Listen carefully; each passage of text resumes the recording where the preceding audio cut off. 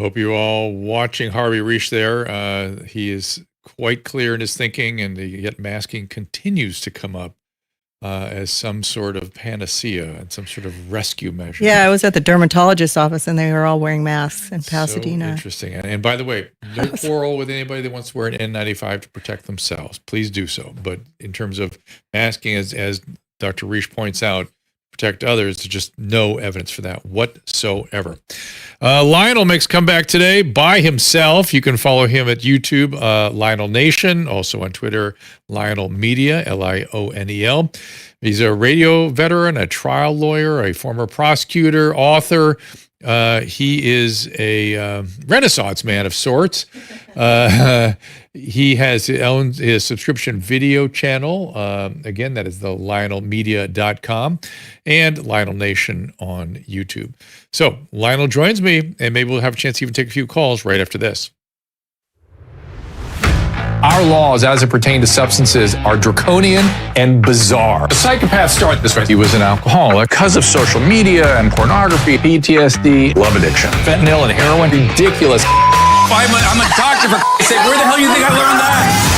I'm just saying, you go to treatment before you kill people. I am a clinician. I observe things about these chemicals. Let's just deal with what's real. We used to get these calls on Loveline all the time. Educate adolescents and to prevent and to treat. If you have trouble you can't stop and you want to help stop it, I can help. I got a lot to say. I got a lot more to say.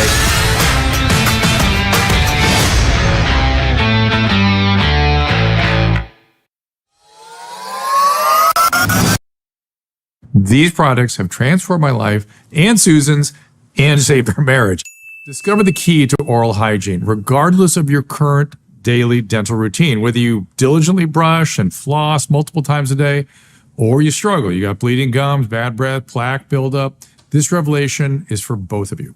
Surprisingly, over 350,000 Americans experience health issues that may be connected to their toothbrush or even caused by it, ranging from heart or blood sugar problems, forgetfulness, digestive difficulties, immune issues, all related to oral hygiene. Scientific studies have shown that a simple switch of your toothbrush can lead to a healthier teeth and potentially save your marriage. Yes, save your marriage. Our study, we did a personal study. My wife, Susan, hates the sound of the sonic toothbrushes, but introducing the Real White Sonic toothbrush, of course, also their hydroxyapatite dirty mouth mineral toothpaste by Primal Life Organics. These products have transformed my life and Susan's and saved our marriage. It's much quieter. It's a very powerful toothbrush, but it is quiet and it saved our marriage. So the Real White Sonic toothbrush from Primal Life Organics stands out among all other electric toothbrushes I've tried. It effectively eliminates plaque, harmful bacteria, promotes gum health. Get yours and enjoy 60% off at naturaltoothbrush.com/DREW. Couple reminders heading into the week. I can't believe it's October already. Next Wednesday, I was just communicating with Naomi Wolf. She wants to come back to talk about new study that shows, lo and behold, vaccines are associated with menstrual irregularities, something I had to apologize to Naomi about. There we go. We also have Jay Bhattacharya in on the 5th.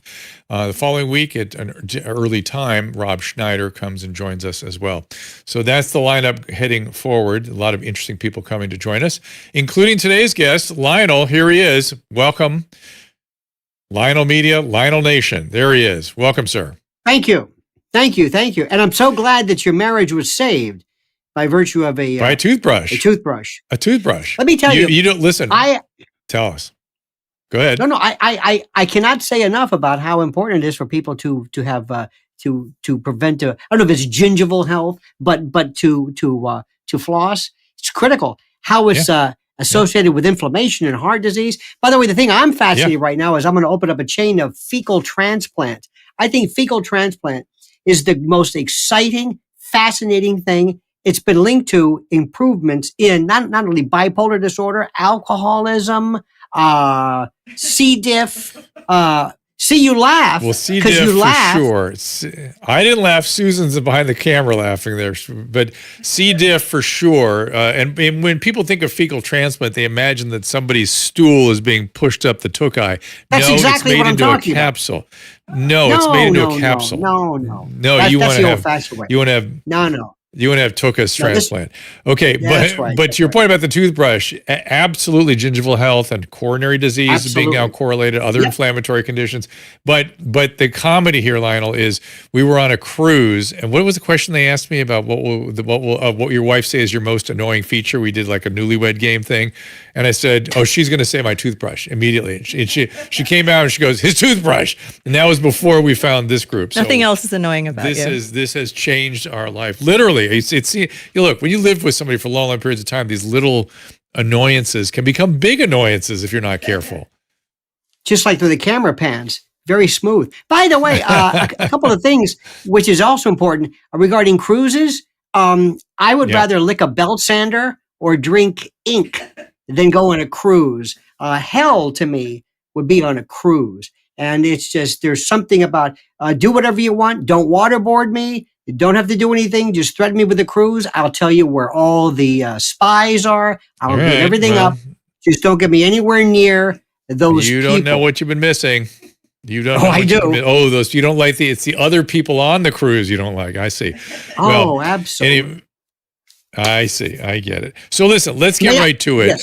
Yes, please. I am preoccupied around issues of free speech. The old simple notion that I grew up with was the speech that I fight the most to protect is the speech I hate the most. Exactly. And now we've gone to a very weird place now where if somebody has deemed you a bad or evil person because of something, you must be stopped. You must be, your enemies must be silenced is the new sort of call to arms. And what I don't understand is let's start with just this simple question. Where do people think or how do they imagine it's going to work? Who's going to determine who needs to be silenced? Yes, you right now, self-righteously, not you, but anybody that would adhere to this sort of notion would think self-righteously, well, I'm going to decide, of course. But no, eventually somebody else decides. Much like in the French Revolution, as I always point out, eventually everyone goes on the guillotine. That's a feature of this sort of excess. So go ahead. Well, first, let's start with this wonderful thing called this wonderful Constitution that even if you read it, it doesn't tell you anything. It doesn't tell you anything. You need years and years of saying, well, what do you mean by clear and present danger? And well, what about this? And what about yelling theater in a crowded fire and all that stuff? Let me get down to brass tacks. Dr. Drew, we as Americans, and I love my country, hate my government. Hate it. If I ran this country, Washington would be a ghost town. You wouldn't see, there would be nobody there and we'd be better off. But the country itself, we have these internal, almost reflexive Pavlovian, obeisant kind of thoughts where we say, come on, that's not fair. That's un-American. It's not constitutional. And like Judge Scalia used to always say, there was a Prego spaghetti commercial where they used to always say, what about basil? It's in there. What about the oregano? It's in there. People think the Constitution, everything's in there. Virtually nothing's in there. We have to compartmentalize our free speech. And there's that governmental draconian thing, which doesn't come up that much. But here's where we have an interesting thing, Dr. Drew. Historically, the First Amendment only applied to the government. The government was the one that shut you up and threw you in jail and took away your license or did whatever. That was fine. That was direct and nobody questioned it. Then came this thing called social media platforms. And they started off kind of quaint. Oh, look, there's Twitter. Isn't that nice? Oh, YouTube. Funny. Look, there's a cat video. That's wonderful. Now, it is the primary way that people in the world communicate. It is the artery system. It was like this communicative angiogenesis. It grew, and it's how the world speaks and how people make money, and we learn. It's beyond the phone. Okay. So then what happened was somebody said, okay, good.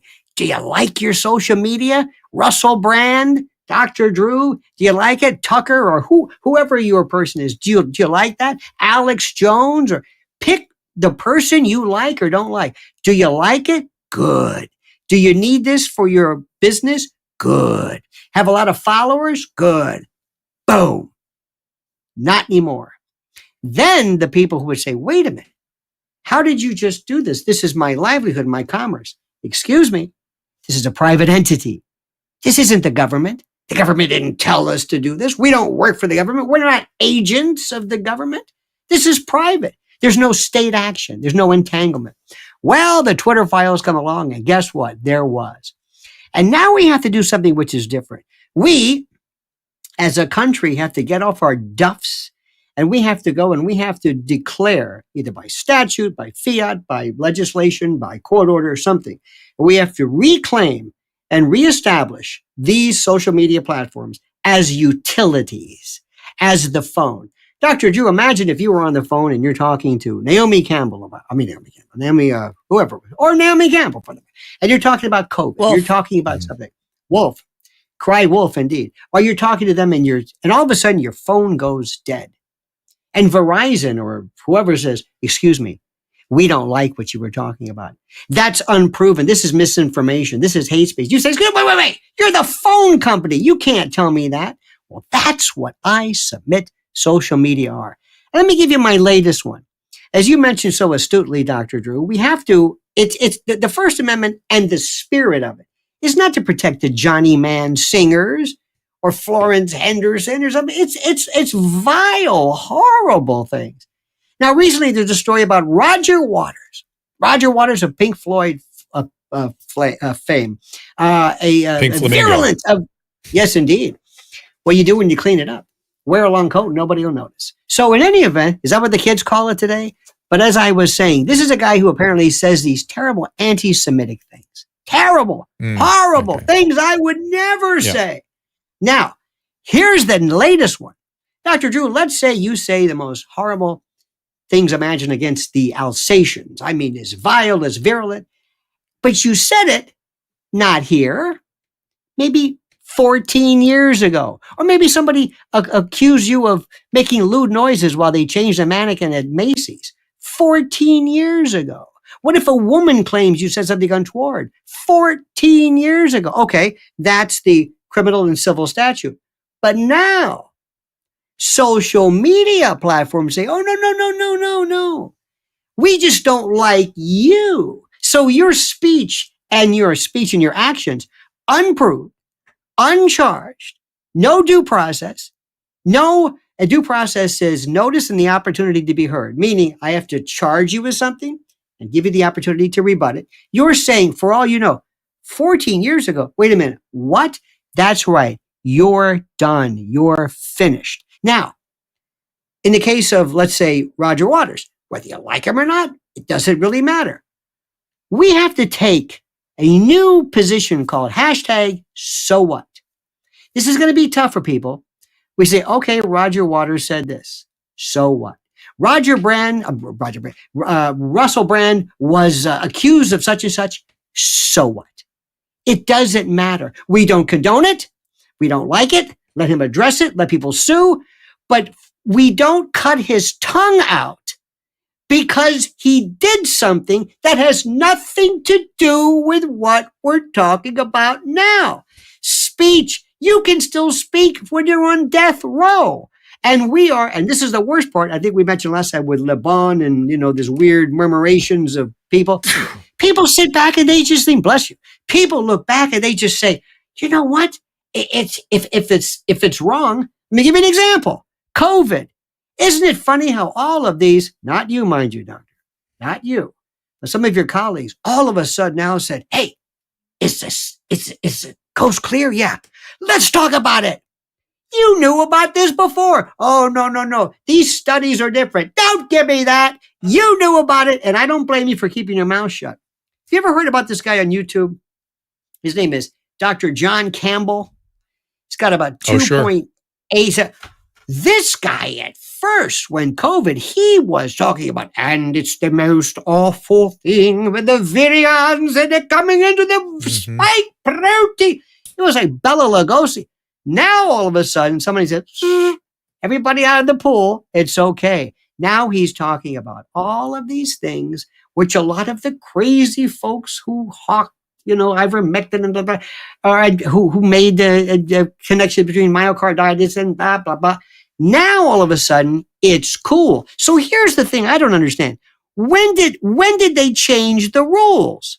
Now, is there a place I can go, like a website that says, okay, you can now talk about this? Questioning school shootings are out. Still, not that I want to, but there are these lists of things. Moon landing questions, no. COVID, maybe. Masks, definitely. 6 months ago, it was a different thing. Now, here is the bottom line, and we talked about this biomedical tyranny that I'm worried about. There's a Supreme Court case, Jacobson against Massachusetts, 1905, and it dealt with this fellow who was fined because they said you have to take a booster, either a vaccine, a smallpox vaccine, or a booster. This is 1905, and he said, "Look, we had this in Holland, or wherever the hell it was, and I don't want to do it again. I reacted so violently." They said, "Sorry." And the Supreme Court said, yes, the state of Massachusetts can fine him $15 then, which is about $150 now, but $15. And that was it. That's all it said. Today, these zealots are using this Jacobson case as an example for not only can you force people to take vaccines, but they can lose their jobs. Religious exemptions don't apply. And you've got this pitchfork and torch crowd from once ostensibly these people were liberals coming out of the woodwork, who all of a sudden in this weird kind of scrum, they're demanding this. And if you said, explain your virulence, and I swear, Dr. Drew, I think it's because they just love the action of this. They couldn't care less about vaccines or COVID. It's this thing. It's like, how dare you think you're going to? So let me stop you. There's a lot to unpack, obviously. I want to unpack a little bit about Jacobson, if we can here, because we were talking about it yesterday as well. It's coming up a bit now. The excesses for which Jacobson is used. So what you were describing, this sort of delight in hurting other people, is called scapegoating. And scapegoating becomes a really serious mass action when there are lots of traumatized people and narcissists in the population. That's when they, rather than get aggressive towards each other, they focus their aggression out there in the bad guys. And together they gratify their aggression. I mean, they literally will kill people. I mean, that's what, again, the French Revolution was all about. So the scapegoating is alive and well, and that's a lot of what you were describing, and I want to get more into that. But before I do, I want to ask a question. The law has a way of interpreting and reinterpreting itself, or previous judgments, or previous cases. Jacobson said one thing. You can ask somebody to do something, you can hold them to it, and you can fine them if they don't do it. Is there anything in that case report or any subsequent reinterpretations of that case that suggest in any way that it can be interpreted the way it has been interpreted lately, which is, as you said, it's okay to take people's livelihoods away, move them out of the country, discriminate. All these things are when used, all these things, these incredible excesses in terms of infringements of civil liberties. People point at the Jacobson case as the reason they can do that. How far from reality is that? I will tell you how far. There was a case in 1927, Buck against Bell. Oliver Wendell Holmes, one of the greats, who said you can better to let 1,000 guilty people go than to imprison one guilty innocent person. Buck against Bell was the case that allowed the states to sterilize the mentally enfeebled. And it's good law today. But here's what it said. Oliver Wendell Holmes, as opposed to Oliver Wendell Douglas from Green Acres. But Oliver Wendell Holmes said, well, after all, and I'll get the exact quote for you, but something to the effect of having somebody mandate, fining somebody for refusal to get a booster or a vaccination is far more problem than just snipping some fallopian tubes. They use that. Roe against Wade in this notion of substantive due process. Oh, they took this. Look, let me explain. And you're spot on with this. For some reason, we Americans think that we're just beautiful. We had the fugitive slave clause in the Constitution until the 13th Amendment came along. We had a provision that says, now, wait, before we talk about any kind of special rights, we got to have something in there that says that if your slave runs away, I got to give him back. Okay. This was primary on their concern. But they're also using this idea, and this really kills people or obsessed people. Let me ask you, Dr. Drew, do you think there is anything in the Constitution that guarantees gay marriage? Or guarantees marriage, or guarantees, I hate to use the word, they called it then sodomy or some particular, is there anything that guarantees an abortion in the Constitution, not by virtue of interpretation? And the answer is they are still arguing this. I say no, but that doesn't mean that states can't do anything. There's a lot of, so your point is spot on. The thing is that when you want to look for something, remember, Dred Scott case was absolutely correct under the law. Absolutely. Right. And if the Supreme Court had decided in the case of Brown, maintain Plessy and said separate but equal, that would have been it. We live under this illusion. But here is the thing, more importantly, you are a man of science. And if it wasn't for somebody who dared to question who was it? Semmelweis, who washed his hands, or Ignaz Semmelweis, who said, I think we should maybe wash our hands. And, what are you, crazy? Yes. All right, somebody breaking away from this, whether it's Copernicus or Galileo or a string theorist, or science is always about taking something and saying, you know what, I think maybe we want to revisit this. Well, then they came up with, they said, oh, no. We're going to introduce a couple of new concepts. Misinformation, disinformation, data information. I don't know the differences between this. Also, it's the science. Dr. Drew, trust the science. How much? Look at what you've done. I'm sorry. So the science is, as if you watch the video of Harvey Reish before we went live here, he was saying the science is not the theories and the concept. The science is the examination, the re-examination of hypothesis and theory with experimentation, and then evaluating the numbers that you get from the experimentation. And that's the science. The science is not the story that evolves as a result of the experimentation. Exactly. That's a sort of a description of reality based on findings in the science. Go ahead. No, but what you've done, and somebody that I've always admired, Nora Volkoff and others in terms of addiction. In the old days, and I don't blame people in the days of witches where they would say, these people are weak and it's the devil. Imagine seeing your first case of Tourette's or something in the, the 14th century, if they even had it. Well, Seizures. your profession came along and said, wait. We have this new instrumentation. Let's look at PET scan and imaging. And you know what? There may be, believe it or not, an actual, a palpable, somatic, neurological reason to disabuse people of this particular sense of guilt.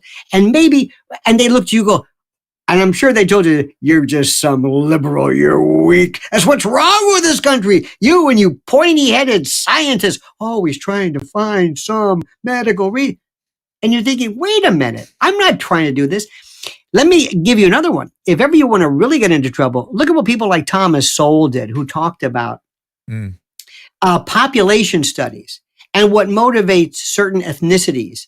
Try this one. I have been for 40 years as a lawyer since I graduated, and I was a prosecutor. And whenever we would go to have some kind of a consortium or a conclave or something, they would say, what do you think are the reasons for crime? And why are some particular ethnicities and demographics more not prone to criminal activity, but why are they in the system more? Why is this one particular group that makes up, let's say, 14% of the population, roughly 70% in state prisons? And we used to say, even then, stop. You don't want to hear the answer to this. Just don't go there. Don't go there. Just let it go. But it would behoove us to do as you say, Dr. Drew. Look at from an empirical point of view. Look at the data. Have a hypothesis. And if you can repeat it, it becomes a theory. And if it makes some sense, not this one.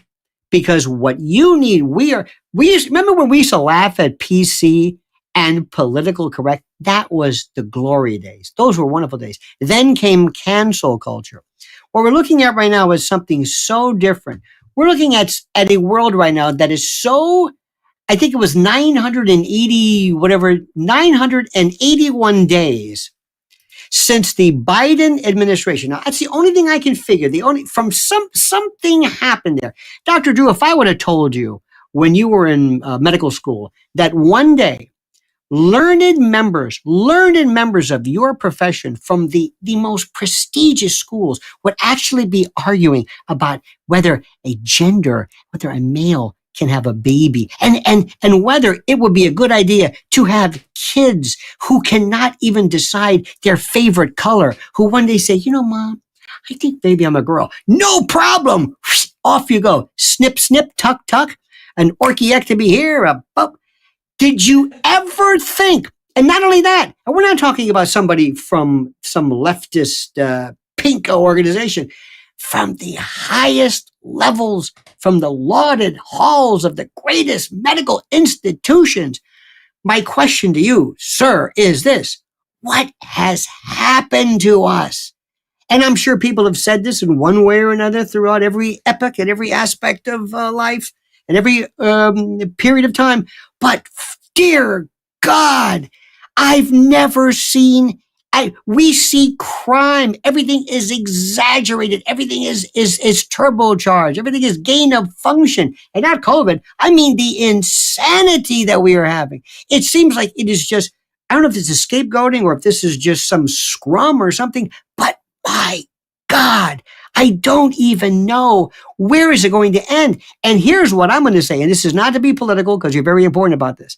I cannot take 4 more years of whatever the hell this is. I don't know what you want to call it, but I will go for anarchy. I will go for anarcho-syndicalism. I don't care. Loincloths and anything. I can't take any more of this. Do you hear me? I can't. Yes, we've covered a lot of ground here. I agree. Okay, but the one thing we're going to have to take a little break in a second here, but I want to bring it back to the free speech conversation a little bit more. But I have another podcast I used to do it with Christina P., who's a comedian, and I would go called Dr. Drew After Dark. Right. And I would say to her, how much? She it's going to change. It's going to change. She goes, what we need? We need a rational revolution.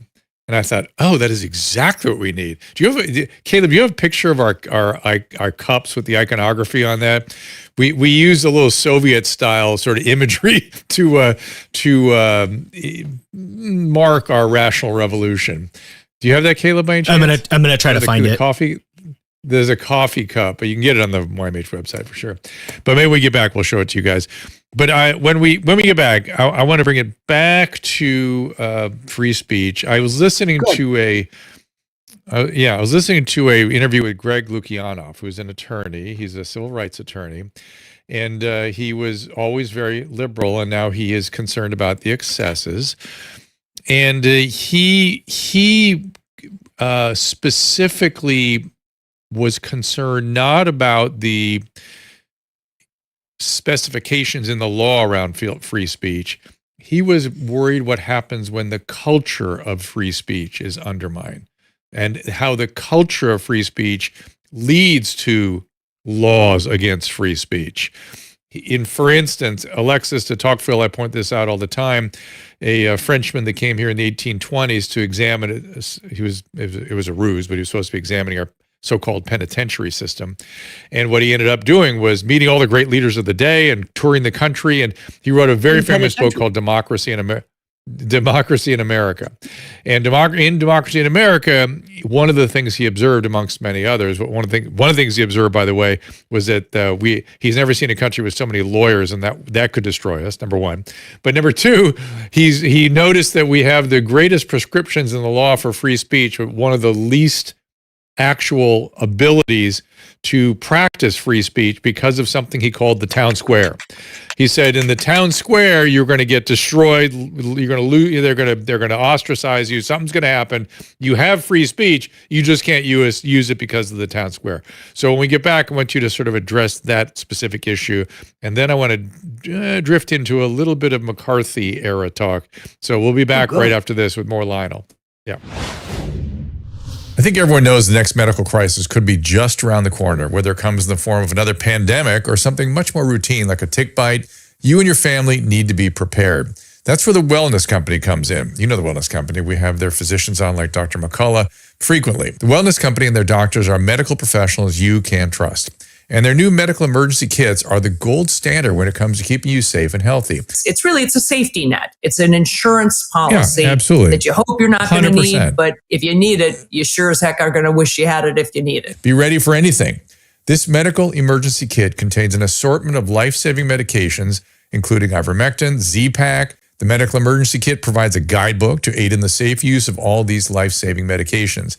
From anthrax to tick bites to COVID-19, the wellness company's medical emergency kit is exactly what you need to have on hand to be prepared. Rest assured, knowing that you have emergency antibiotics, antivirals, and antiparasitics on hand to help you and your family stay safe from whatever life throws at you next. Go to drdrew.com/TWC. That is drdrew.com/TWC to get 10% off today. Just click on that link. Fall is right around the corner, which means dry, flaky red skin from allergy season is coming with it. But the best way to take care of your skin is with our skincare secret, Genucel. You don't need to worry about that puffy, tired eye look or those annoying dark spots or even dry, flaky skin because Genucel Skincare has you covered. Susan and I love our Genucel products so much, we want you to try our personally curated skincare bundles. It's risk-free at Genucel.com/Drew. Genucel works so well, you can see the results in this unplanned live moment on our show when the Redness Repair Cream repaired my skin in just minutes right before your eyes. Their concentrated vitamin C serum helps keep your skin plump and hydrated. Plus, with their immediate effects, you can see astonishing results in under 12 hours. Quick, effective, and easy. Go to Genucel.com/Drew right now to try our bundles and save over 60% today. And remember to enroll in Genucel's world-class concierge program for additional savings and free shipping. Don't wait. It's Genucel.com/Drew, GENUCEL.com/DREW. There are 3 reasons the central banks are dumping the U.S. dollar: inflation, deficit spending, and our insurmountable national debt. The fact is, there is one asset that has withstood famine, wars, political and economic upheaval dating back to biblical times: gold. And you can own it in a tax shelter retirement account with the help of Birch Gold. That's right, Birch Gold will help you convert an existing IRA or 401k, maybe from a previous employer, into an IRA in gold. And the best part, you don't pay a penny out of pocket. Just visit birchgold.com/Drew for your free info kit. They'll hold your hand through the entire process.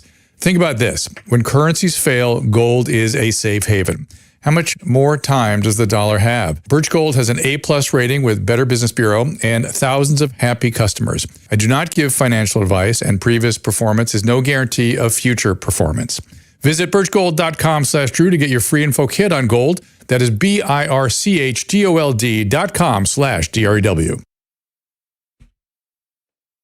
And we are back. We are here with Lionel, of course. And before the break, I was bringing up the issue of the culture of free speech as opposed to the prescription in the law, and how the culture of suppression of free speech has crept certainly into our law schools and certainly into the administrative structures of our legal institutions as well as our institutes of higher education generally, and how that leads to potentially very serious problems down the line. Do you agree?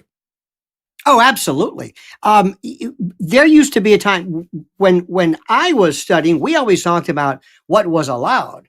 What was it? Oh, there we go. Oh, there's my Lionel. There's my Rational Evolution cup. I wanted to show it to you, and I want you to notice I'm in the middle there with Christina P. over me, and we've got the sort of, I guess that's the star of the mouse star. There it is. And what I love about this, amongst other things, is you'll notice my Lenin-esque pose.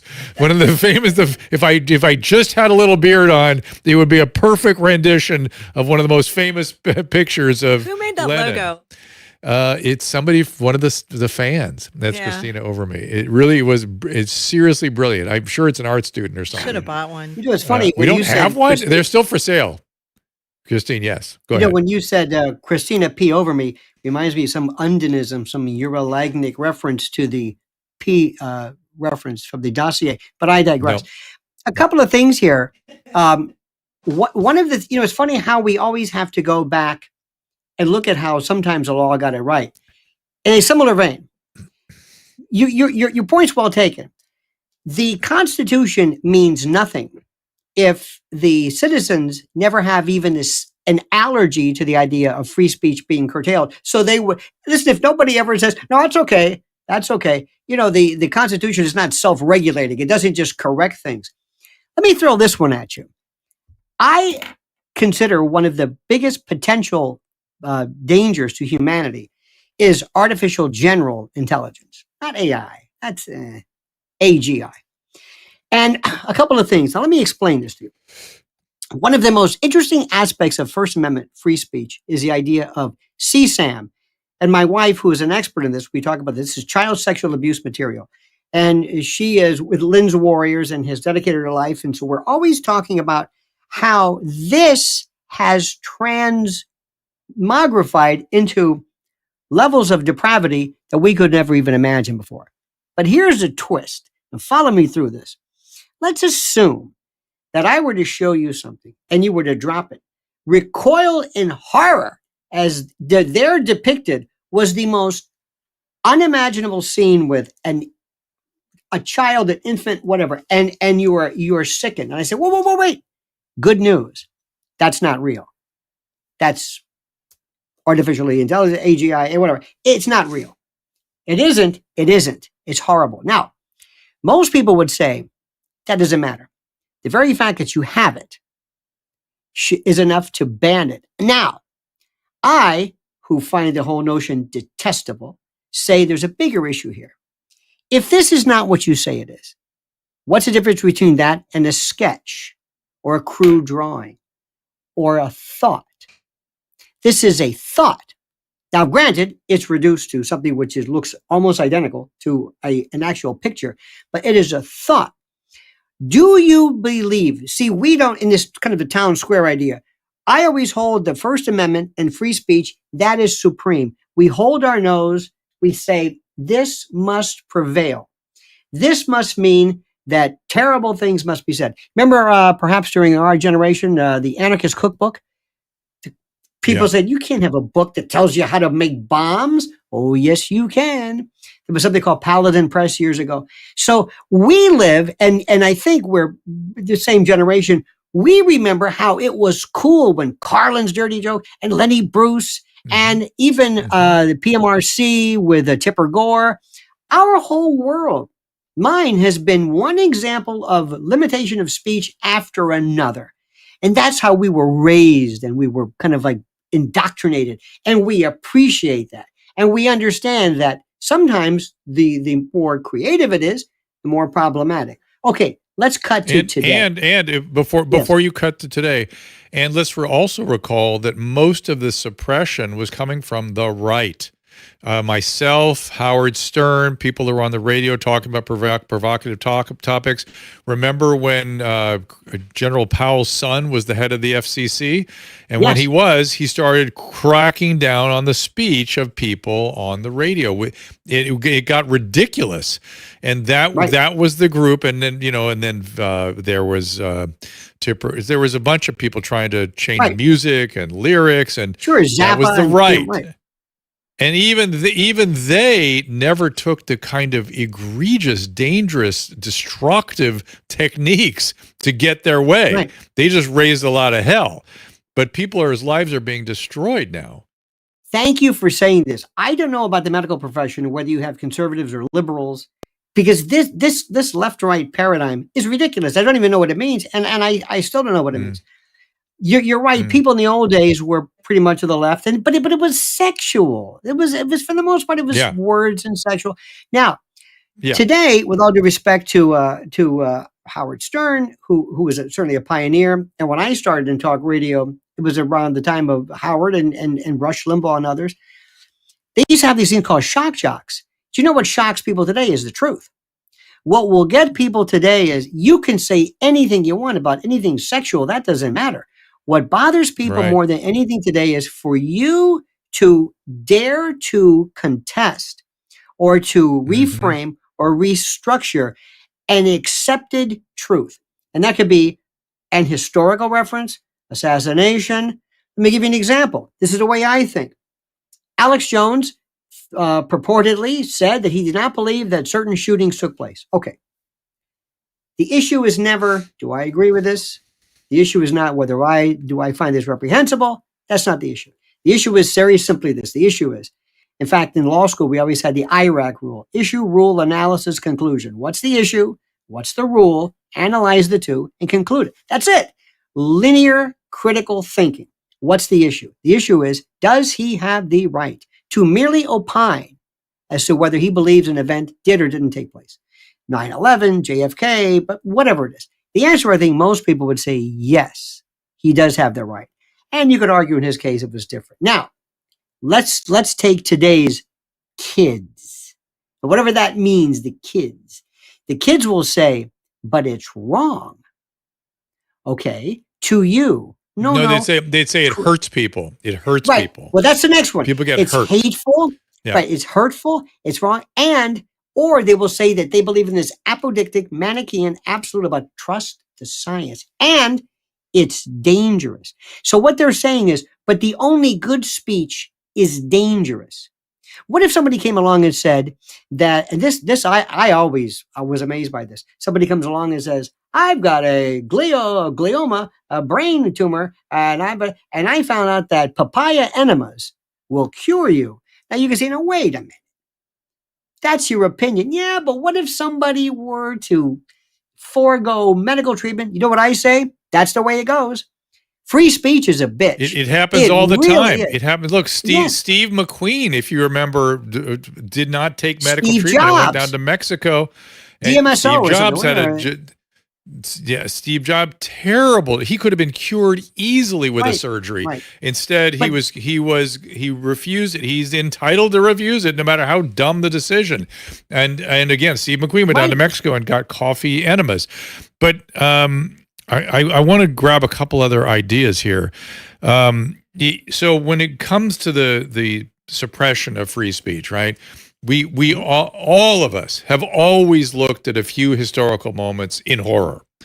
The McCarthy era, universally agreed upon as that was an excess, and the things that were done. I sort of think maybe the Alien and Sedition Act also was sort of in a similar. Would you agree? Palmer Raids. So those two. Yeah. So those two historical moments that pretty much everybody goes, Alien Sedition Act, we went mad. Why did we do that? We can never do that again. McCarthyism, we went mad. We can't possibly do that. We must never do that again. In the McCarthy era for accusations, 100 professors in institution of higher education, 100 professors lost their job because of accusations. My understanding, a law was put in place to protect against that. In spite of that law, if you are accused of something today of not towing the, what should we say, the current, saying anything against the current truths, right, you will be fired in spite of that law. Right. And now we are at a position, this is what Greg Lukianoff pointed out, 200 professors have been lost their jobs in the present moment, and that is accelerating. So we can't, and we seem unable to make the connection between what we are doing now and what we did during the McCarthy era, but we're doing it even worse at a much higher clip, and more people are being harmed. What is going on? Okay, a couple of things too. Not to, I hope I don't incur your wrath, but not everything. The McCarthy era was not exactly what you think it is. A lot of people would say, first of all, there were a lot of folks who were indeed members of the Communist Party. It was a different time then. It was post. And McCarthy would say, I didn't say fire these people. All I wanted to know was I set the stage. What Hollywood did, Dalton Trumbo and others, that's their business. So, but you bring up a very good point. It's never. But I said just to defend myself, I said it's the excesses of the McCarthy era. The excesses are what we all agree are not okay. You will never have to defend yourself in front of me, sir, as long as I live. I will defend you. I will take a bullet for you. I'll stand in front of. I'll even protect you when you're in your water pick. But here's the story. Nobody in society cared about this. There's not this part. Let me give you a terrible example. Marine Le Pen, who's always said, oh, she's a right wing. Anybody who's called anything radical, I want to hear them. Left or right, I want to hear them because I like these people already. Give me a radical anything versus a They asked her one time, what do you think about burkinis? And she said, that's not French. Now, let me ask you this. What would we say today about what is American? What would we say? Would you say, oh, no, that'll never fly? What? Because we're American. What does that mean today? It means nothing. I live in a world, and I'm going to say to you, Dr. Drew, you can stop anything you want, but here's a knife, and I'm going to cut off a portion of your finger. You can go ahead and limit it, but I'm going to take off part of your finger. You'd be very careful. You would not, you know what you'd say? I don't think I'm going to be doing this. I don't think I'm going to be doing this. That's what I say. I want to live in a world where you can say anything you want. Now, if you want to have warnings, that's fine. I have serious issues. Now, let me see if I can explain this to you. See if you can dig this, because I have gotten nowhere in my professional career. I was here on September the 11th, that Tuesday morning. I was here. What I saw and what in many instances the news reported had nothing to do with each other. Now, what I will say to you, absolutely unequivocally, that there are some portions of the, quote, official narrative that in no way reflect reality. Now, period. Now, immediately, here's what happens. They will call me a what? What's the word, kids? What is the word? What am I word? Somebody who dares to question the official narrative of something is called a conspiracy theorist. Yeah, there's several words they use now to immediately label you as a bad person. That's the immediate anti-vaxxer. label. Whether right. all you have to do is say conservative. If you say conservative, you're a bad person and no longer need to be listened to. So you don't need to be listened to anymore. Just that's it. That's it. You're a bad person. But look how now what happens is we make these words to be a fashion, almost like a hiccup, like the verbal fry is, like people who say particular phrases. That's amazing. Just it becomes a tick. So whenever you ask somebody, whenever somebody says something, and I always stop and say, do you know what a conspiracy is? It's the law hates two things: the fact that you did it and the fact that you maybe arranged it. You talk to somebody about this. Conspiracy, conspire, conspirare, to breathe with someone. You're breathing together. You're in unison. The conspiracy is the act, is the confederation. That's the thing they hated. Not what you did. Sometimes you could conspire and not even follow through with it, and they still hated that. Now, it's become a Who's tick. they? Oh, they, the royal they. The people who say, for example, well, Dr. Drew, I noticed that he was questioning the efficacy of masks. Oh, that's another conspiracy theory. And it's become tantamount or similar to a crazy tinfoil hat. And by the way, it's aluminum. We haven't used tin in years. But that's a self-censorship. You hear what's happening? That's a self-censorship. That's not the government. Happens a lot. Now, Yep. there are people. That's the culture. Let me tell you something. There are people in your profession. And let me tell you something. If you're a doctor, a family practitioner, or internal medicine, you got a family, you got an overhead, you got people, and they're going to tell you, listen, we don't want to hear you opine about the etiology and teleology of COVID. So, and you might say, okay, listen, everybody's telling me to do this, so I don't give doctors a hard time. But that was a conspiracy. The conspiracy of silence, the conspiracy of you saying, wait a minute, hold it. Now, there's this other thing. Have you noticed that we don't ever talk about anybody saying anything like the old days where something was sexually inappropriate? We're now talking about what will get you in trouble. You can say anything you want. You can drop F-bombs. You can say anything. That isn't going to be the problem. What's going to be the problem is if you dare question this particular narrative. And where it came, Dr. Drew, I have no idea. Now let's get this little proviso out of the way. We all say this. I don't care if you want to be a mollusk. Nobody cares about this. We all understand this. But here's the story. I'm here in New York. I've been here for 30 whatever years. My wife and I, we've been involved in entertainment. We know more, probably, I venture to say more gay people than you've ever known. And it's in New York City, it's like saying right-handed, left-handed, no big deal. So Right. and we've seen, I do not know. In no way in my life has the number of true transgenders ever comported or matched with that which I see at schools and people on TikTok. Now, I'm not suggesting anything, and I'm not calling into question whatever. But here's what I want to do. May I, Dr. Drew, discuss this? May I, in addition to those people who want to affirm and state affirmatively their particular thoughts about this, may I question perhaps motivations? May I? The answer is no. You will not do that, because then you are, what is it, class? A transphobe.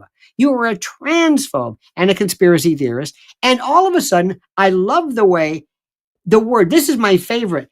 Everybody's jumping now on Roger Waters, who's supposedly anti-Semitic, but you can say certain things about either Israel, and I don't want to go there, please, but that word is like you use this, like, let me see, what have I not used? Oh, here's one, anti-Semitic. Let me put that one on. Whether it applies or not, whether it has anything to do with Judaism, we love new words. And if you've noticed that and by the way, I love social media. Social media, and TikTok in particular, has done more, and maybe you would know this better than I, doctor, I'm sure there's a word for it, to either potentiate, not mental illness, but create new levels of identity, confusion, delusion, whatever it is, by virtue of this, not a drug, but a platform that potentiates and accelerates and almost inspires new forms of loud and raucous confusion and ostentatious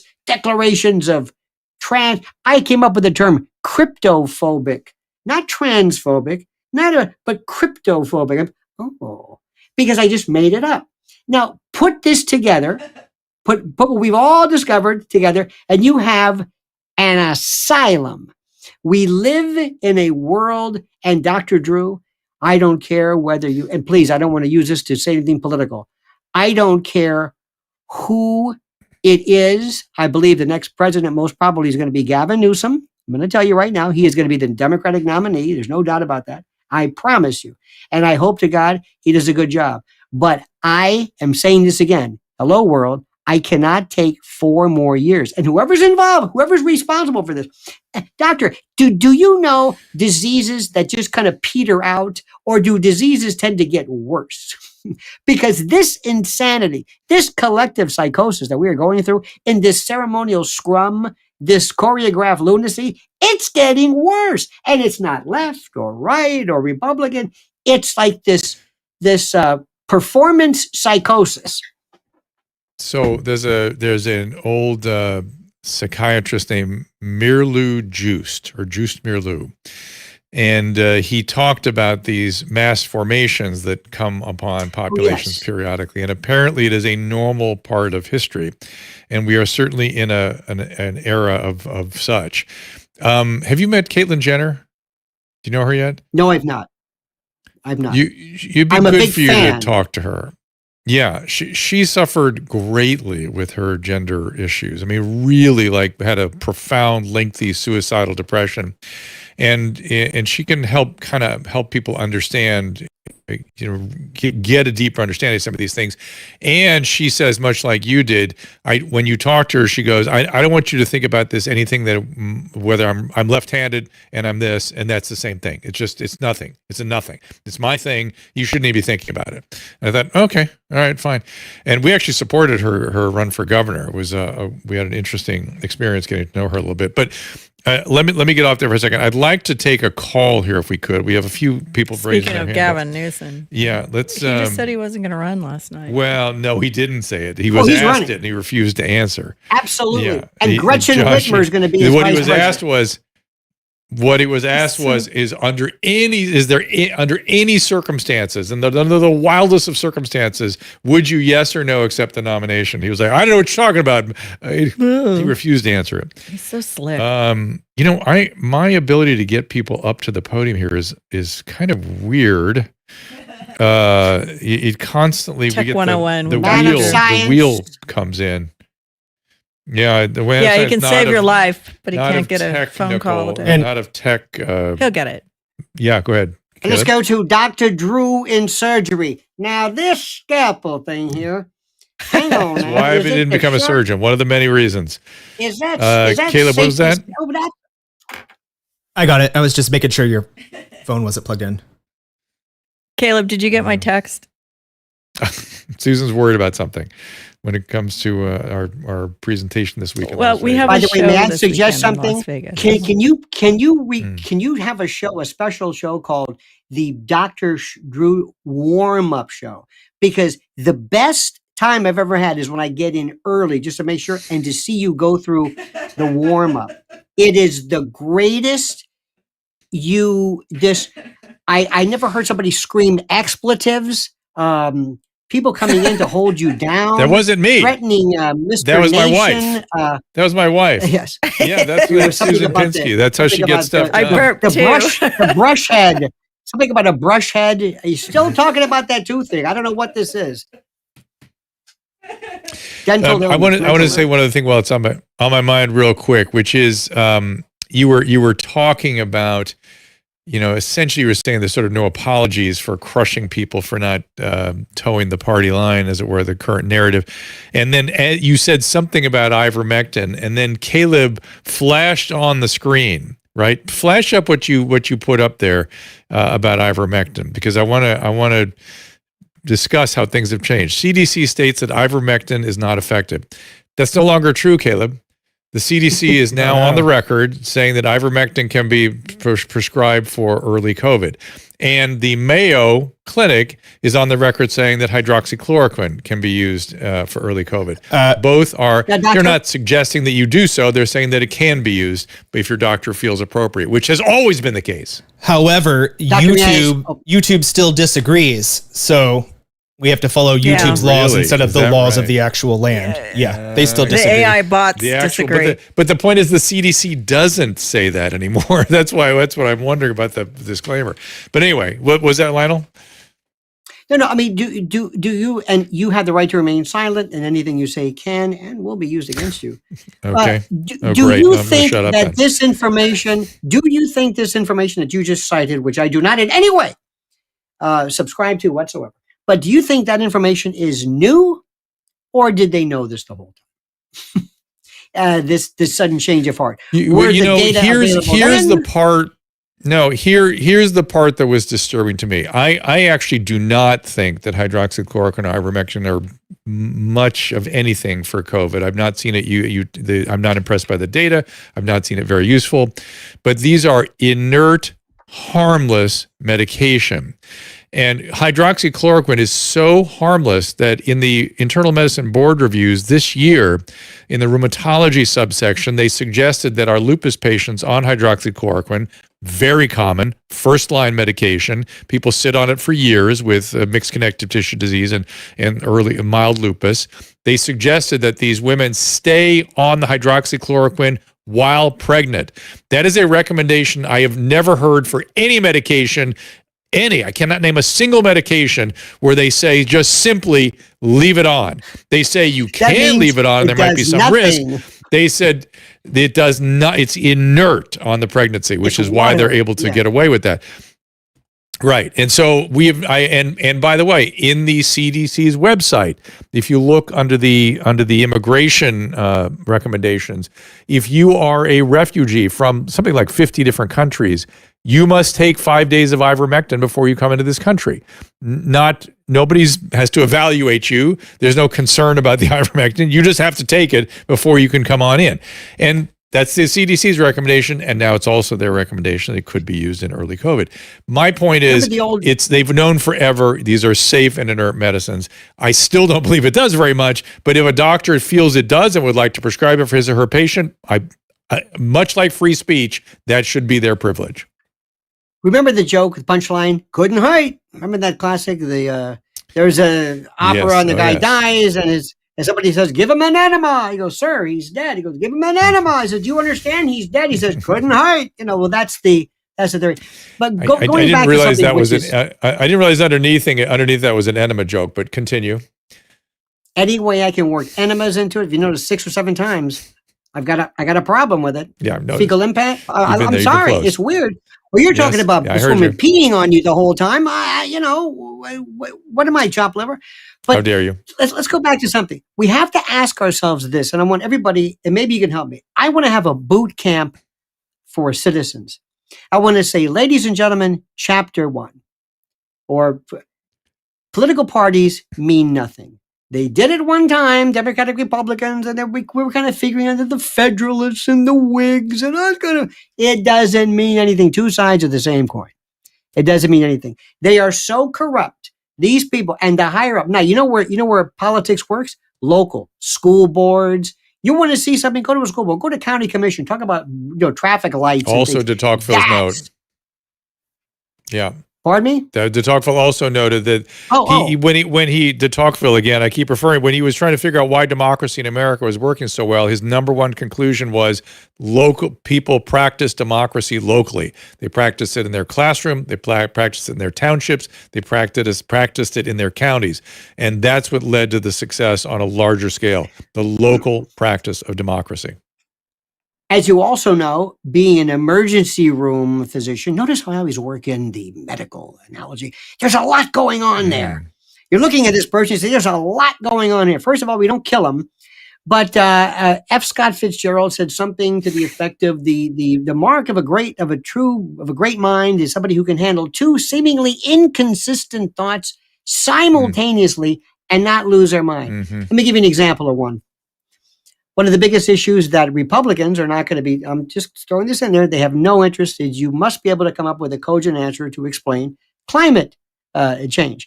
And you might or might not laugh about it, but if that's what everybody's talking about as a politician, I want to know something about this. Okay, so that's it. Let's talk about abortion. I explain this to people. I do not believe that it makes sense politically or rationally to ever ban abortion. You can't do it. It's ridiculous, and you will lose every election. And plus, I'm not gonna, and here's the answer why. Very, very simply, without going into whether it's a human life, I don't want to put a woman in prison for an abortion. Because if you're going to ban it, that means you're going to put them in prison. If you're not going to put them in prison, it's not a ban. Same thing for the doctor and the nurse. So I don't want to live in a world where we're putting doctors and women in prison. Okay, fine. Now, that being said, do I think abortion is guaranteed by the Constitution? Absolutely not. Bear with me. Fifth Amendment says you cannot be denied of life, liberty, or property without due process of law. Meaning that you can deny somebody of life. You can kill them.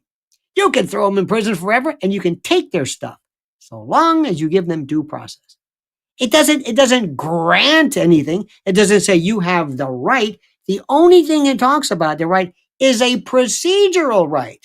That's all it talks about. It's a procedure. In 1965, there was a case called the notion of this,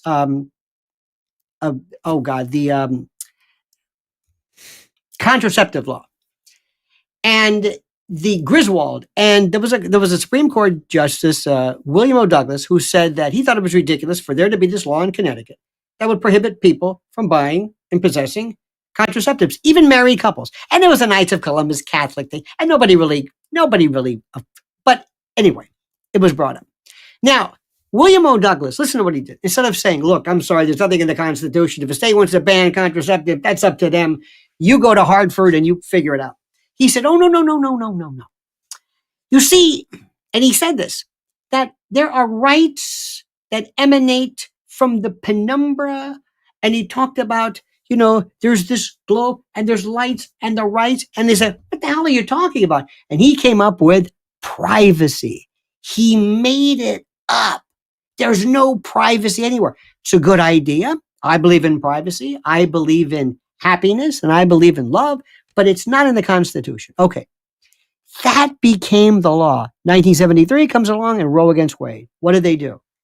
Roe is the worst decision you'll ever read. No law, none whatsoever. Harry Blackmun, appointed by Nixon, said, hey, what was that thing called? Oh, yeah, privacy. And he resurrected with this thing called substantive due process. He took due process, which is a procedure, and says, you know what? Sometimes there are some rights that are so important, we just can't take them away. And he made it up. Now, let me go back. I believe in pro-choice. I believe that a woman, that no state, the state, don't ever ban it, but don't go to the Constitution. Conversely, I'm against the death penalty. I'm against it. And it doesn't really matter why, but we're going to kill the wrong people in half. But in the Constitution, it's very constitutional because it says life, liberty, and property. So here's what I'm saying. I'm against the death penalty, but it's in the Constitution, and I would uphold it as a judge because it's constitutional, even though I'm against it. And I'm for abortion in practical purposes, but it's not in the Constitution. So I would strike it down. I've got news for you.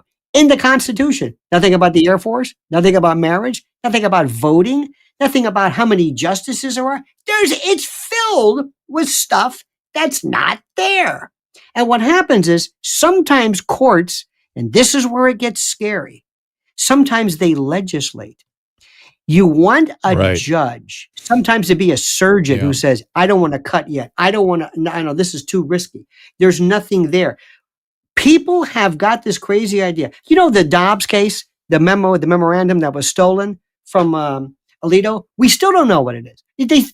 There's only a couple of clerks. They know, they're just not interested. They look the other way.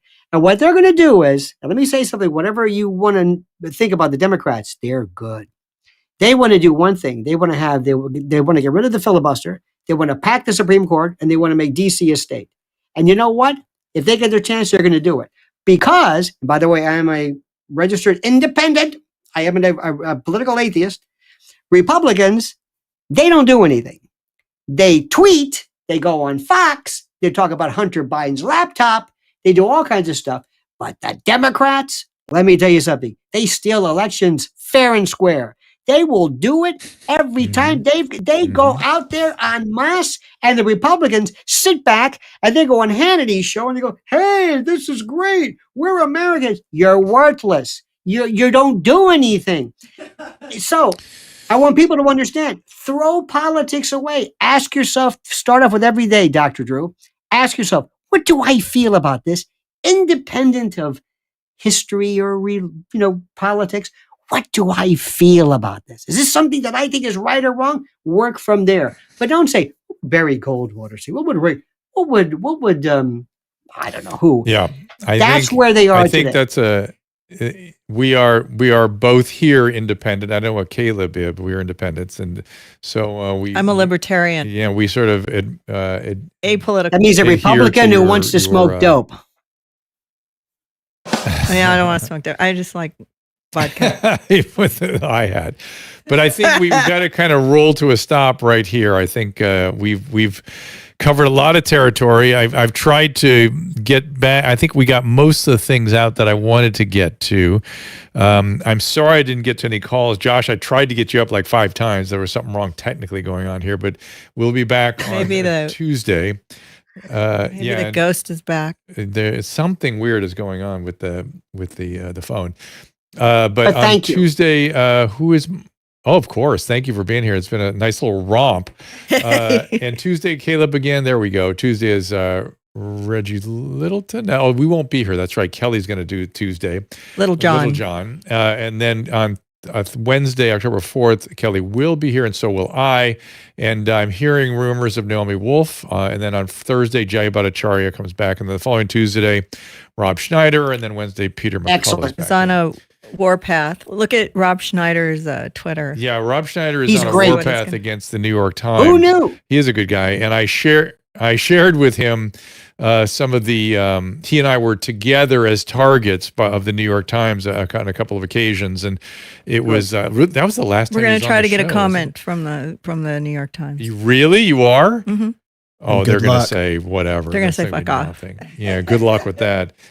So, Lionel, any final thoughts, and keep them short before I sign off here. Question everything and then question it again. And on behalf of a grateful nation, Dr. Drew, thank you not for what you do, but for what you appear to do. And I mean that sincerely. Oh, We'll leave it at that. we Lionel. love you. Hope we can see. We go to New York a lot. Hopefully, we'll have lunch or coffee or something there in the city. So Please! that'd be Fun. really fun. Yeah. I think we what say part that of town every are you in again? time. Are you in the Upper West Side? Is that where you were? Upper East Side. Hell's Kitchen. Hell's Kitchen. That's You're not far close. from us. Yeah, that's not far from us at all. We're at Hudson Yards. So we will look for you very soon, maybe in a week or two. All right. Thank you, everybody. We'll see you. Oh, wait. We have to talk about the Skank Fest that's coming up. Go ahead. I don't know if Lionel really wants to know about All right, this. let's let but- Lionel go. He doesn't have to hear about the skank. The Legion of Skanks have invited us to Las Vegas to be part of the Skank Fest. Yes. I'll be doing Saturday night at 8 o'clock with a number of other comedians. And two for sure. Big for sure. Big J Okerson. And I sent the banner to Caleb put up so people would pay attention. Annie Laterman. And Annie Laterman. We're We going to are be doing a little after but dark you stuff. you can get, I think, an all access pass to see the 134 different Comedians. artists that are there. Artists. Is like $80. Yeah, it's a pretty So good deal. it's a good deal. So if And they've anybody's over combined it there, with, I think that same pass gets you to Ellis Mania also. Right? yeah. They've combined it with Ellis Manias. I'm going to sing the national anthem as I always And we're going to for do a Jason Dr. Drew Ellis. After Dark live on Saturday. That'll be interesting. And it says Adam and Drew, but something happens. So we're Adam going couldn't to, make it, so it's going to be just me and some of the other comedians there. And we're going to bring back some and we're going to classic touch videos your from camera After through the Dark. fence.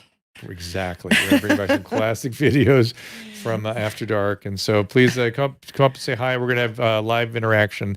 And Sunday I'll be around too on other people's podcasts, I believe. Isn't that correct? Yeah, you're going to Yeah. do other stuff. And Okay. Drew will be floating around the venue Saturday and Sunday. And then, Excellent. but yeah, it should be a lot of fun. And I try to get Caleb to put up the little banner, but I guess Yeah, I tried to get it. Anyways. It's not going to work. It has to be It's all right. converted and all that. We have said enough. We have said Oh. enough. So that's I know. why Well, I decided I did PR for it, but then I didn't know what was going to happen, so I just kind of was last minute. But I just want to say thank you, Skanks, for having us. and I've loved those guys for a long time. And I've done the Legion of Skanks a number of times, and that's how I volunteered for Skank There's Fest. got to be then it somebody became a in job. our audience from Vegas who will come out. I Yeah. just hope, if I can sell one ticket. No.